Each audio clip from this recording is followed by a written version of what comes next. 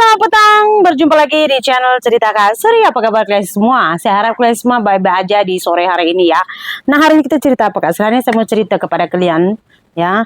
Jadi udah 3 hari ini tuh ada orang kampung kami inilah yang baru pulang dari Malaysia pemirsa. Dia sama suaminya gitu. Jadi karena dia baru pulang itu ya, baru tadi saya sempat jumpa sama dia dan cerita. Kebetulan tadi dia tuh ambil sapu lidi, sapu daun sawit. Jadi orang-orang di kampung kami itu nggak, kalau ada misalkan orang panen sawit, mereka mengambil daunnya itu kan lidinya ada tuh daun sawit. Jadi dia tadi ngambil penyapu sama suaminya gitu. Jadi kebetulan saya ke situ mau jemput mama saya, ceritalah kami.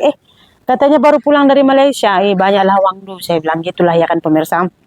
Nah, di kampung kami nih, kalau orang baru pulang Malaysia itu orang udah langsung menilai yang dia ini pulang dari Malaysia itu banyak duit, ya gitu. Jadi kayak mana kehidupannya di Malaysia kadang-kadang orang nggak tahu, dan kebanyakannya memang kalau kehidupannya yang kurang elok di negara perantauan, mereka jarang bercerita, apalagi membagi tahu keluarga, nggak mau jadi beban. Jadi kebanyakannya orang nggak tahu gitu pemirsa ya.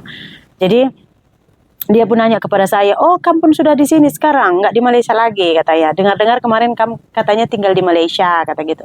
Saya bilang saya udah setahun di sini, kamu udah pindah menetap di Indonesia. Suami macam mana? Suami tinggal di sini. Kayak mana izinnya itu kak di sini? Katanya. Saya bilang iya kita ngurus visanya, visa suami setahun sekali di renew. Saya bilang kayak gitu pemirsa. Oh oke. Udah gitu pemirsa. Nah jadi pemirsa ceritalah kami. Saya bilang lama kamu udah di Malaysia, harusnya udah banyak lah duit buat rumah. Saya bilang gitu. Kak, nampak cuman kami lama di sana, kak makan pun enggak, katanya pemirsa. Kenapa? Jadi dia itu kemarin kerjanya katanya pemirsa di area Johor sana pemirsa ya. Tapi dia kerja tuh bosnya, ada bosnya katanya satu kaum lah di Malaysia itu, dia kerja di situ katanya pemirsa. Jadi dia ini disuruh jaga kebun. Jadi bosnya itu ada kebun, kayak limau kasturi gitu kebunnya pemirsa. Jadi mereka ini harus jaga gitu. Dan mereka itu nggak boleh ninggalkan kebun. Jadi untuk makanannya, untuk apa-apa keperluan, tunggu bos datang baru bos bawa gitu. Belikan untuk mereka, barulah mereka dapat gitu pemirsa. Nah kebetulan ceritanya itu gimana sih Kak Sri? Sebenarnya dia ini dari Indonesia tuh udah suami istri, anak pun ada di sini. Jadi mula-mula tuh istri pergi ke Malaysia kerja kilang. Nah, lepas tuh suami pula menyusul kerja kebun. Nah, belakangan karena kemarin katanya yang case COVID itu pemirsa, karena banyak yang nggak dikasih kerja, jadi suaminya itu tuh dipulangkan.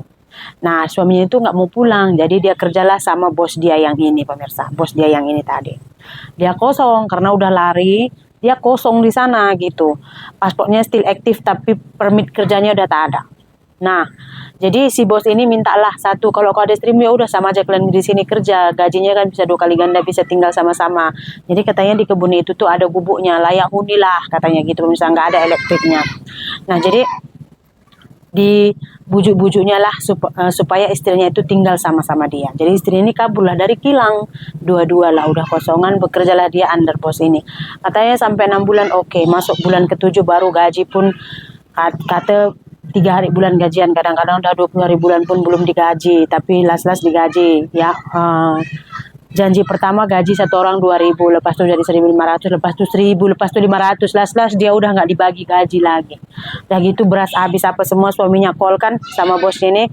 Kata bos ini besok diantar, rupanya 3-4 hari nggak diantar. Masa nggak diantar itu katanya pemirsa, dia orang ambil ubi kayu mereka rebus, cicah pakai cili saja makan katanya gitu, penting udah berisi katanya gitu pemirsa.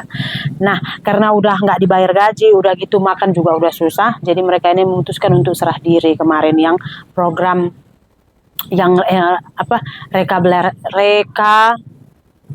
rekabilasi lupa saya pokoknya program pengampunan. Jadi mereka itu serah diri ya, itu juga dibantu siapa? Itu juga dibantu sama kawan mereka yang kebetulan ini memang dia ada izin kerjanya, dia kerja kilang kelapa sawit. Jadi dialah yang mengantarkan dan menunjukkan arahnya gitu, gimana mau serah diri. Jadi katanya ketika mereka ini serah diri kan nggak ada uang ya, bosnya juga udah lepas tangan gitu. Jadi katanya dia orang penjara dulu, masuk lokap dulu dia orang 3 bulan masuk lokap, udah gitu sampai masuk lokap keluar sampai sini juga mereka katanya direhabilitas, di karantina pokoknya bukan direhabilitasi, kayak di karantina deh, kayaknya diberi dulu penyuluhan gitu pemirsa, apa kesalahannya, apa dampaknya, pokoknya mereka ini dibagi penyuluhan katanya 2 bulan, setelah itu baru dipulangkan ke sini. Kasihan kan pemirsa.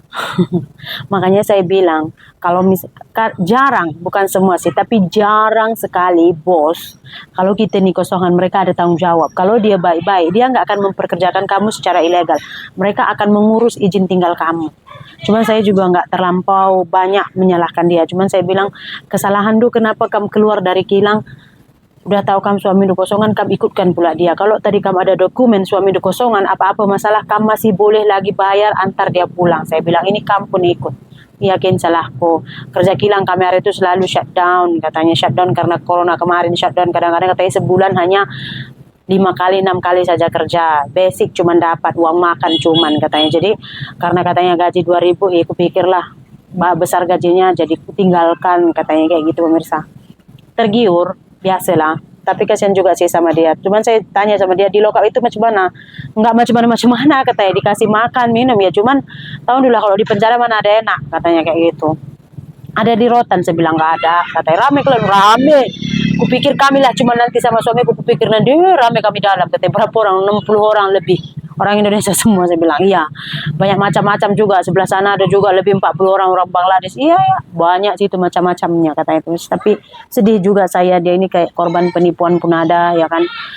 Kenapa? Karena dia itu diberi tanggung jawab menjaga kebun, nggak boleh ninggalkan kebun, tidurnya juga di kebun, tapi last minute gaji mereka nggak dibayar selama 8 bulan. Tapi mereka nggak bisa nuntut walaupun gajinya nggak dibayar. Kenapa? Karena mereka nggak ada izinnya, ya kan? Mereka juga tinggalnya secara ilegal. Jadi karena nggak tahan, tapi untungnya, pandainya dia di sini adalah dia serah diri. Gitu, dia serah diri, dia nggak kabur melalui jalur belakang. Tapi saya pikir dia kabur jalur belakang pun naik tongkang pun bayar juga ya kan? Mungkin karena nggak ada ininya kok. Jadi mereka ini serah diri dan dipulangkan semuanya pemirsa. Kalau kalian tengok beritanya tuh baru-baru ini kan katanya 49 lebih warga negara Indonesia tuh dipulangkan setelah dipenjarakan di Malaysia katanya. Mungkin mereka lah salah satunya dan mereka udah pulang. Ujung-ujungnya kalian tahu, ngenes kalian. Saya bilang, lepas ini udahlah di kampung sama anak sama suami. Ya kan janji ada nasi mau dimakan syukur. Ya aku enggak, aku coba lagi yang masuk katanya. Aku coba lagi yang masuk. Kami ini aku bilang, iyalah, ada ini katanya dari tongkang 7 juta. Udah ada majikanku kerja restoran aku. Saya pun udah. Karena nggak kena rotan mungkin, jadi nggak cerah dia. Tapi dia masih di sini sekarang. Karena di sini memang saya tengok pun dia kayak nggak tahu apa kerjaannya pemirsa. Ngambil-ngambil lidi, dia berapa lah lidi ya kan. Kasihan juga. So, apa kalian rasa hikmahnya di balik cerita ini pemirsa? Geram pun ada, kasihan pun ada ya kan. Menyesal pun ada dengar ceritanya nih, tapi itulah lumrah manusia. Saya tak boleh memandang sebelah pihak juga, karena ada benda juga yang tak saya share kepada kalian karena mungkin dia nggak suka lah gitu. Tapi ini tuh kebanyakannya sama kisah-kisah TKI yang ilegal di Malaysia, hampir semuanya sama sih. Ini untung aja dia tuh nggak diseksa, hanya tidak dibayar gaji gitu ya kan. Cerita Kak Sri sore ini sampai di sini saja. Jumpa lagi di cerita Kak Sri berikutnya. Bye bye.